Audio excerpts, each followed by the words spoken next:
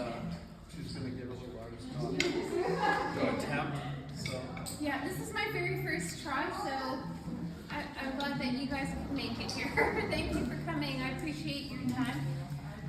My name is... You don't have to go on the stool. Okay. I was born with the name Esther Suzanne Scott. I have two wonderful parents. My dad, his name is Paul Riel Scott, and my mother is Carmelita Mendoza.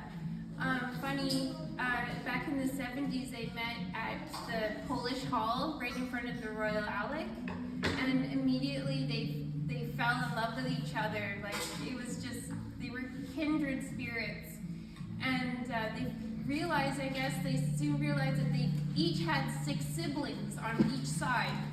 And so from there, they were in love, they fell in love, and then they got married 3 months later, which is kind of really interesting.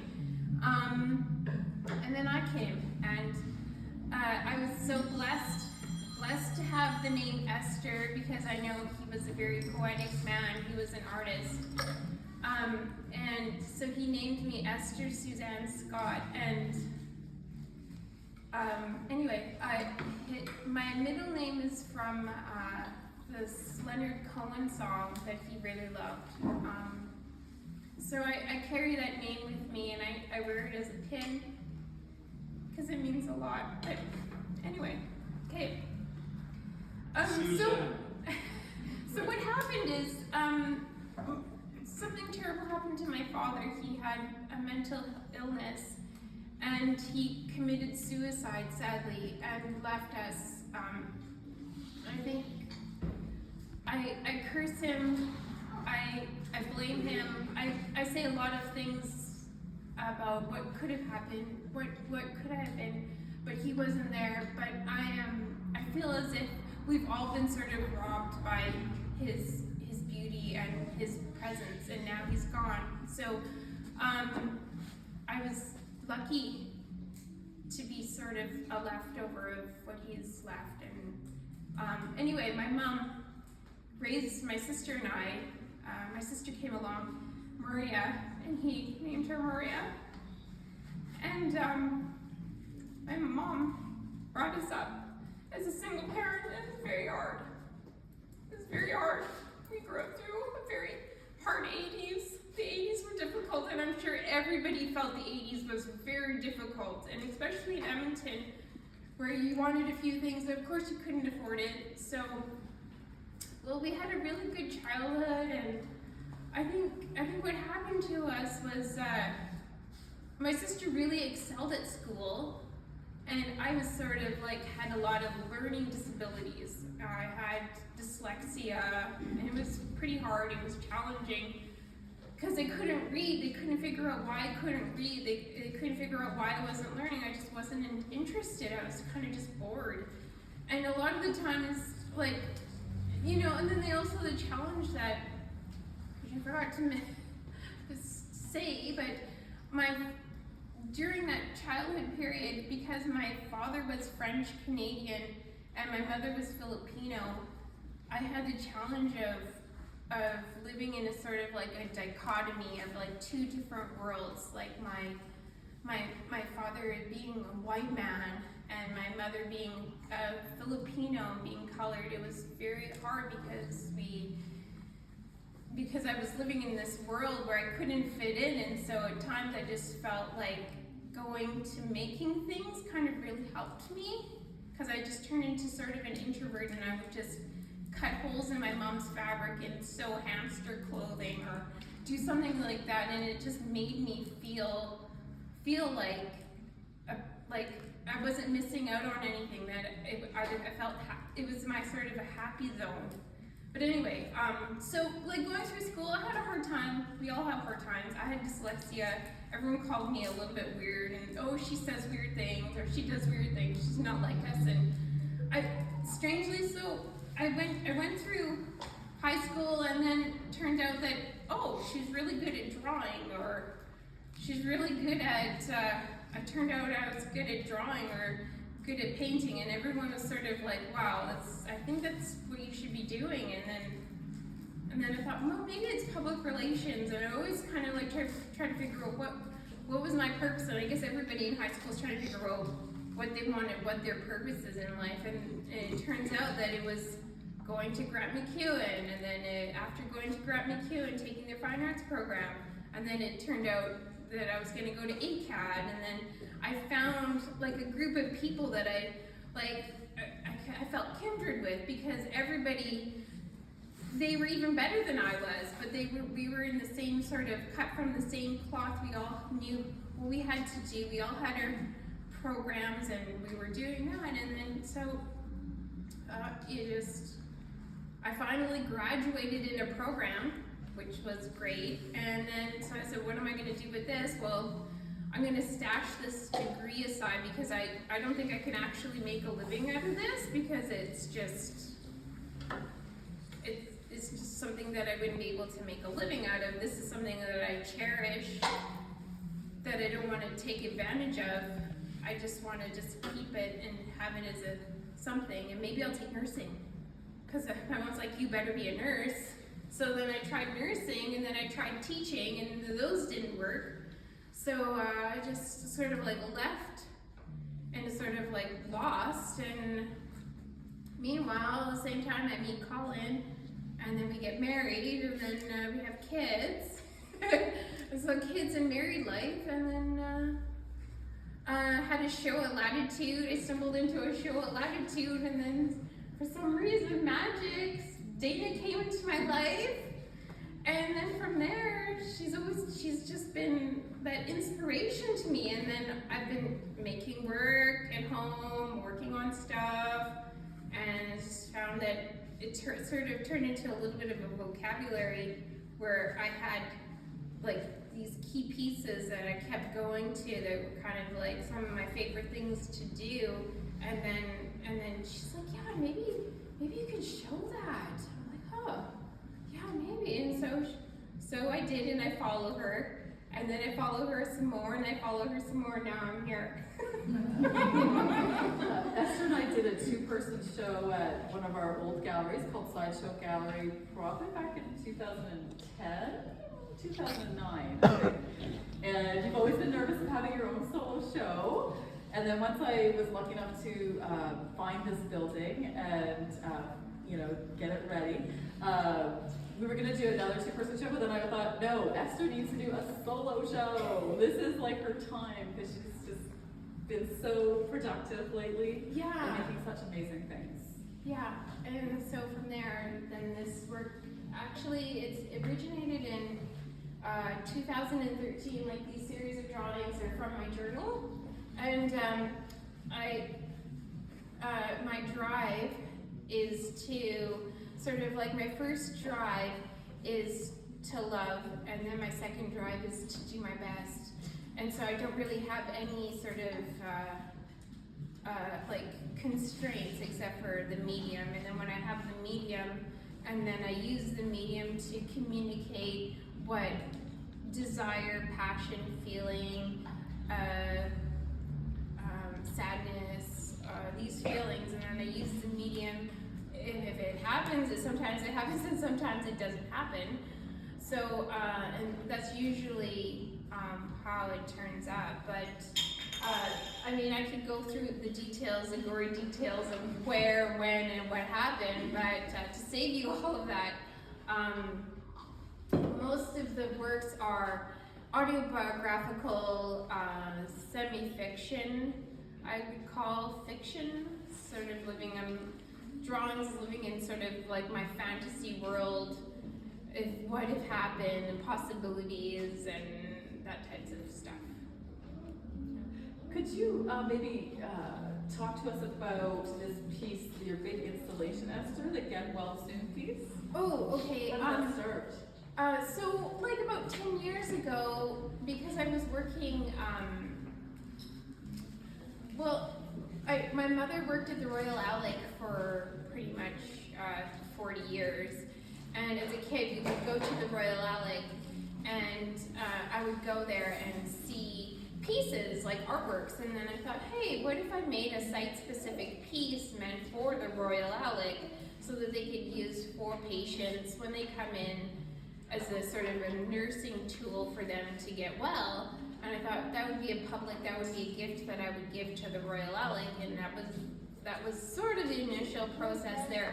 And so I thought, and I wanted to do sort of like a big piece, something monumentous. And so I thought, oh, okay, so I'm gonna just start this and see where it goes. And I wasn't exactly sure, was through the process of it, I wasn't actually sure where it was gonna go. It took 10 years, and it was oddly, COVID happened, and everybody was falling sick. It was sort of like a plague, and everybody was falling sick.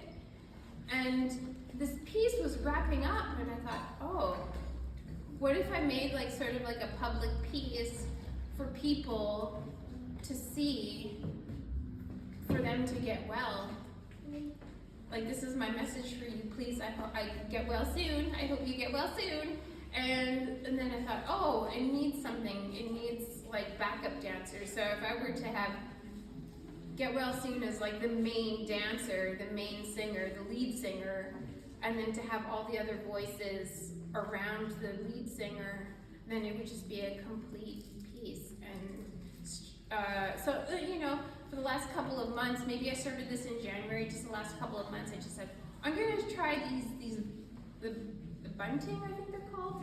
I'm going to try that, and it's always been sort of like a way of working that I do. So I'm going to try these buntings and see if I can applique felt on it and see if it works. And the first one came, it was These Things Take Time. It's like, yeah, I think I have something here. It's fabric. Yeah, I think I like how that kind of feels for me. I like doing that process of making those works. So, and then finally, it's just, that's how basically it evolved. And then it turned into a piece that I photographed, and then Dave's like, oh, that's amazing, you gotta show it. Yeah. I'm like, I don't have any place to show it. She's like, yeah, let's find a place. And then they found this place, and it's just a magical place now. Yeah, this all happened out of the blue. And then, like, the other bunting pieces, you've talked, Esther, about how they're like based on sort of the pat, sort of like quick little things that people say to each other when they're sick or yeah. The other pieces are sort of like because when I was in the hospital, I totally skipped that part because I'm sure you don't need to hear all of the details of my past, but there was a period of time where I went on a pilgrimage to the UK, and I went there and I had to go to St. Paul's Cathedral, I had to go to Westminster Abbey, I had to go check out the local grocery store, I had to go eat the grass from Hyde Park, I had to lay in the grass, I had to go to the stores and do all the shopping. But anyway, so I came back with all of that, and then with a trip to the hospital there for quite a while. I ended up in the hospital for a bit, like for a couple of months, and then I got to meet other artists on the hospital because I ended up in a psych ward. And then I came home and then went through a bit of therapy, and then after the therapy I took back some of the dialogue, and it's funny, like some of the things that the nurses will tell you, oh, you'll be fine, or this will only take a few days, or I love you, you'll be, all of these sayings, these catchphrases, I took them and then turned them into pieces of art. And I guess that's where those pieces came from, sort of like pictures of you, sort of nostalgia, and yeah. Does anyone have anything they'd like to ask us? Yeah. Any questions? kind of questions? Curiosities? How old she is? How old? Can you talk about these pieces here and how they relate to, or if they relate to the bunting?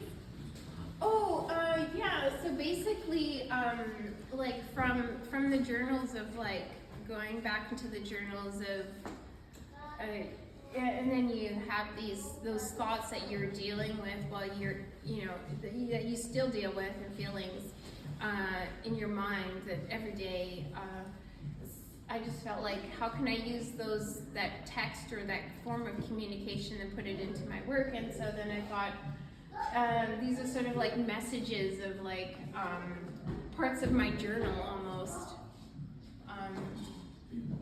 Like Love Always, I stole that from the artworks. Hello My Love, that piece I got from, I was like texting supposedly Johnny Depp, and he was saying to me like, hello my love, and I would say, hello my love, how are you? And then I'm just lost because I felt as if we're both like, he's like the captain of the ship and we're both like lost on this boat somewhere. And then the awards are sort of like an ode to the Queen and how she would, I never received any awards, so I knew how to make my own rewards, so I made my own. And those pieces actually, you can actually pin them on, so they're actually made to, not just sit there, but you can actually frame them, or you could wear them. They have pins, like I attach pins to them. And yeah, the 4 pieces there are just like basically parts of like my journal, like love letters from anonymous guys, anonymous calls. I would get calls from Morocco, like at random times of the day I'd get a prank call and no answer, or I wouldn't answer, and poison pen letters. Actually, I've always dreamt of getting a poison pen letter. I've never had one, but I thought it was very romantic. And I always feel like there's somebody always after me. So that's just basically where those pieces come from. So they're actually real. Like they're actually they're not artificial. Like they do. Like a lot of my pieces have a very personal meaning, and I don't want to bore you with all of that, but yeah. The materials you use, are they sentimental to you, or are they things that you find, or maybe both, or? Well, the fabric, like, I live in Didsbury now, and so, the pieces actually have been given to me. Like, I used to go to a coffee group because I was going through some therapy, and with a bunch of ladies, and I would meet them every Wednesday, and we would have coffee and tea, and we would just sort of like, they would check in on me, see how I was doing at home and how I was managing. And one lady, she set aside a pile of fabric for me, and I was like, oh, what am I going to do with this? And she's like, do you want them? I was like, are you kidding me? I love that. I would love to just gobble all that. I didn't know how I was going to gobble all that, but I was going to find a way to gobble it and then eat it all and just take them all. And so I took them home, and then I held on to them for a while because I wanted to make sure I was going to do something really special, because I knew they were very special to her. And I thought I was going to make some samplers, because when I went to art school, we learned how to do samplers, and samplers are sort of like text, usually embroidered text on fabric, and it was sort of a historical means of communicating for the olden days. The old days they used to do that. It was a sort of like, if your kid can do this at home, then you're really lucky. And so that was sort of loosely based on sort of like, it's like kind of like a modern take on the old-fashioned sampler.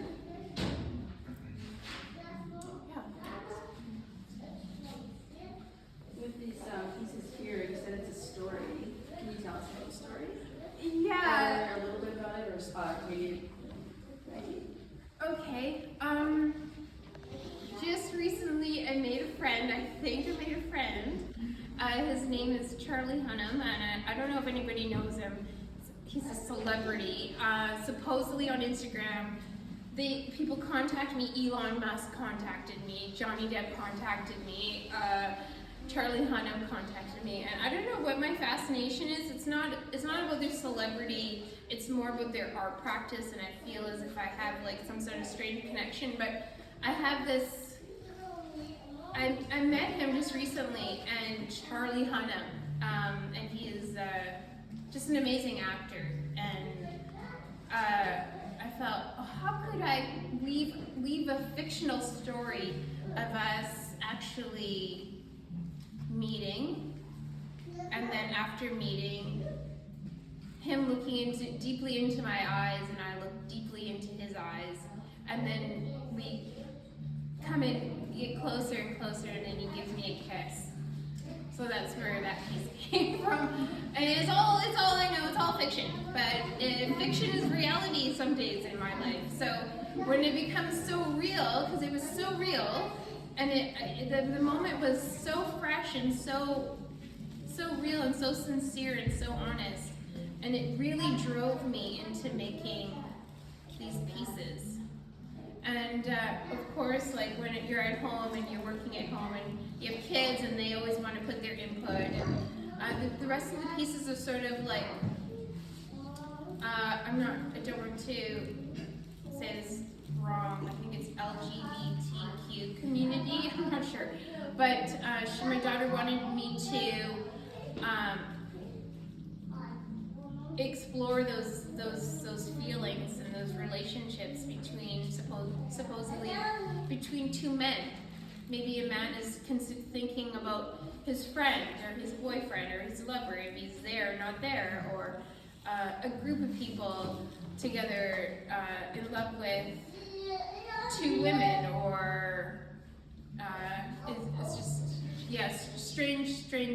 But, and then there was another one that I made, it was particularly an ode to women who are, I think, lesbians, and it's, they're two colored girls in a sort of an ode to Gauguin, because he had a fascination with Tahitian women. And so Gauguin was famous for his Tahitian, French, Polynesian women. And so he painted them on the beach or sitting on a hammock, and so I really loved that. So I incorporated a tiny bit of Gauguin into that one last piece, and it's one of my favorites. I hope it prints out well. Yeah. Do you feel uncomfortable being like super vulnerable with people about like showing your art and expressing how you feel? I don't mind. I probably look like a really weirdo right now. No, I'm not meaning that at all. But like, how do you get past the vulnerability of like expressing what you want people to understand about yourself when you obviously take art for your expression? Like, how do you get past the being vulnerable? I don't know. That's a good question. You're opening up your secret feelings to people. Like, How do you do that? I don't know. That's not- I admire you. I admire this. Well, because like basically this is a fairly raw moment. This is the very first time I've actually ever got to communicate like with people about my work, and so this is kind of a very like unrehearsed type program. So yeah, I am kind of vulnerable, but I think what I want to leave off is just that like it's just basically I make work, I don't know what medium when it happens, and then basically it's just a form of something that I do. It's not something that I use as a form of other than that. It's just something it's a part of me, and it's kind of, I sometimes hate it, sometimes love it. It's just a part of who I am. I guess it's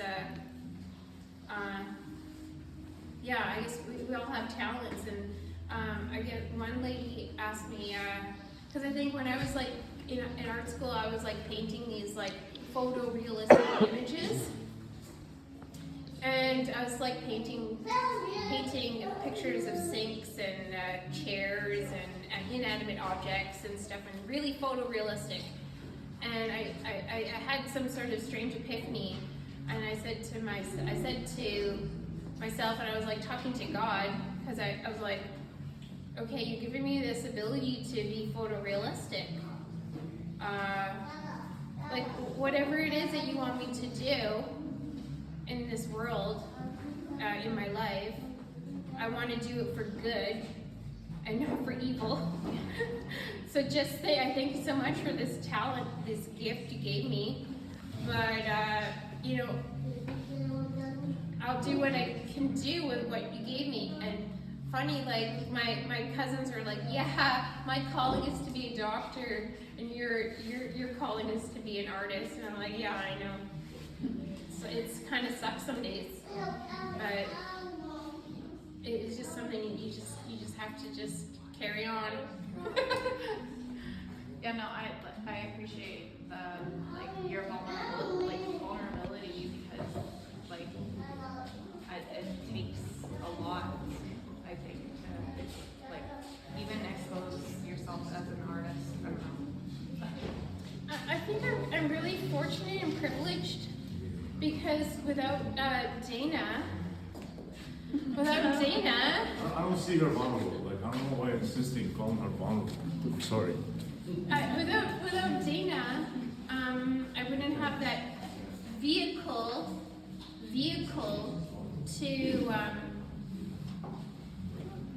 to take that force of whatever it is that I'm holding, and then I give it to her, and then it disperses. You just can't help it. Yeah, That's maybe being I'm honest. not using the right word. Yeah. Sorry. That's okay. No, I it's fine. I think don't mean vulnerable to makes sense offend. though, because it is, you're revealing your inner life, and that's really amazing that you're able to do that. I don't mean to offend.